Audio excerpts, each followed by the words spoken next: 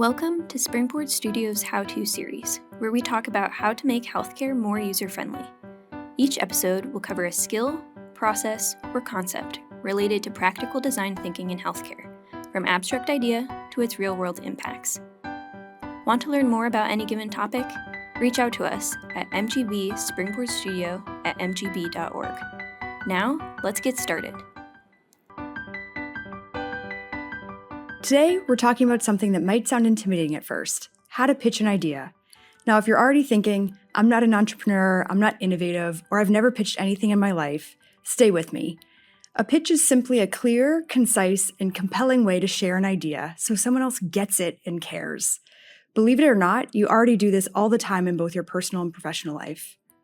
Convincing a colleague to try a new workflow? That's a pitch. Explaining to your manager why a new tool would help? Pitch. Convincing your kid to try broccoli? Also a pitch. Today I'll share some tips and tricks to help you structure your idea into a story that others can understand, relate to, and ideally support. Whether you're preparing for a big pitch for funding or just learning to communicate your ideas more effectively, the same process applies. I'll walk through various components of a pitch using a fictional idea and solution as an example. A bit more on pitching. You should have 2 pitches ready to go. First, a longer one, let's say 10 minutes, where you have the opportunity to go through all of the details. The second is the elevator pitch. Imagine you are quite literally walking into an elevator with a senior leader, and you have from floors 1 to 3 to get your idea across. This shorter pitch needs to include enough information that it's compelling and in a very short amount of time. I'm going to walk you through 7 steps to build your pitch. Let's start with one of the most powerful tools you have. Step 1. Hook your audience. Before you jump into statistics or give the size of the problem, make your audience care. Tell a story that brings the issue to life. Introduce the audience to one person, a patient, a colleague, even yourself, and describe what they experienced. This elicits the feeling of empathy, which is a powerfully motivating emotion. You don't need a dramatic story, you just need something real. Here's an example of a hook told from the perspective of a member on a patient's care team.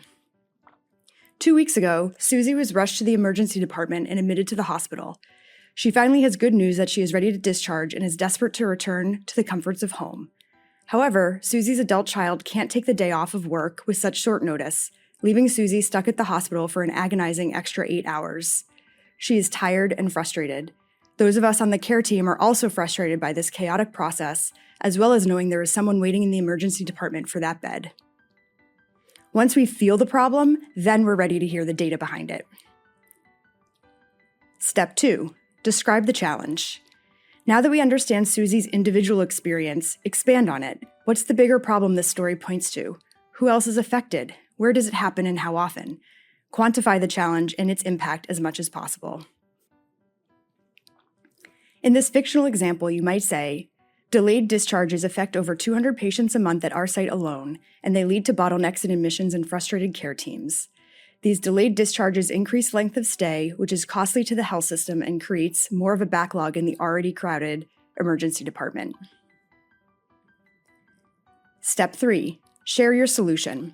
Now tell us what you're doing or dreaming of doing to solve for this challenge. What's your idea, and how does it solve for the problem? At Springboard, we use the word product or solution broadly. It can be care redesign, digital, or hardware, as long as it solves for the need.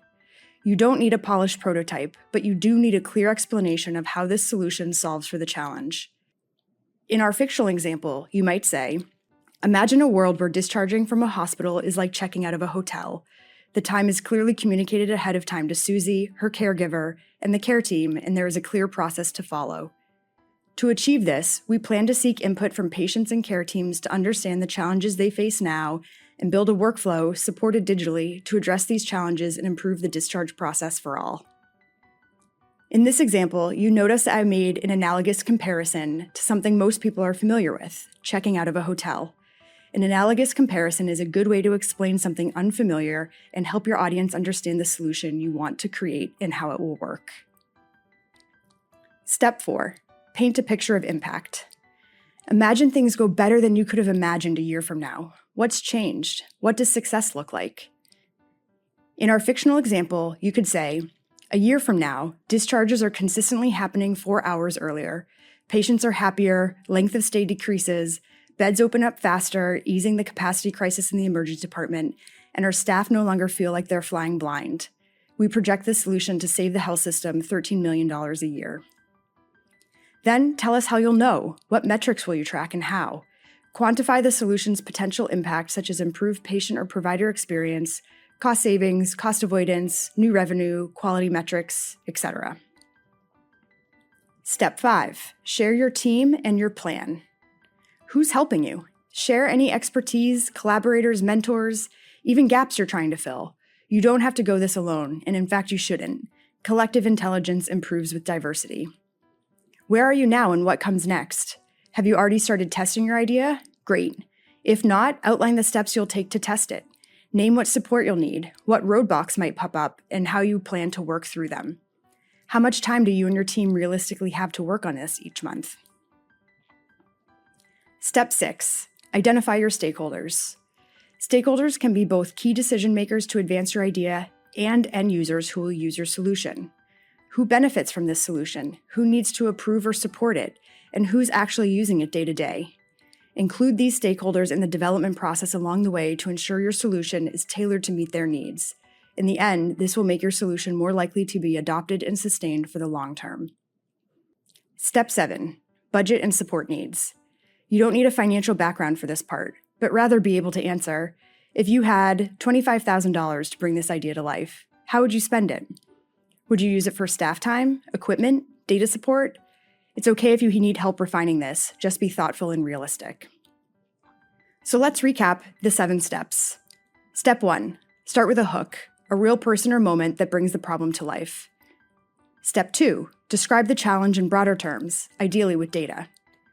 Step 3, describe your solution, clearly and simply. Step 4, paint a picture of impact. This is the world you want to live into. Quantify the impact of your solution as much as you can. Step 5, describe your team and walk through your plan and next steps. Step 6, identify your stakeholders, key decision makers, allies, and end users. Step 7, outline your budget and what support you'll need. One last tip on pitching. We have witnessed pitches improve tremendously after practicing it for a friend, colleague, or loved one, or even just to yourself in front of a mirror. Practicing your pitch out loud makes a real difference. Our Springboard team is happy to hear your pitch and provide feedback to help refine it. If that's of interest, don't hesitate to reach out. I'll leave you with this. You don't have to think of yourself as an innovator to have an innovative idea, just someone who notices something worth fixing. Every change, big or small, starts with someone courageous enough to toss out an idea. You don't have to have it all figured out. You just have to be brave enough to begin to tell a story that's clear, concise, and compelling. Thank you for listening to this episode in Springboard Studios How-To series. Want to hear about a topic we haven't covered yet? Let us know via email at mgbspringboardstudio@mgb.org.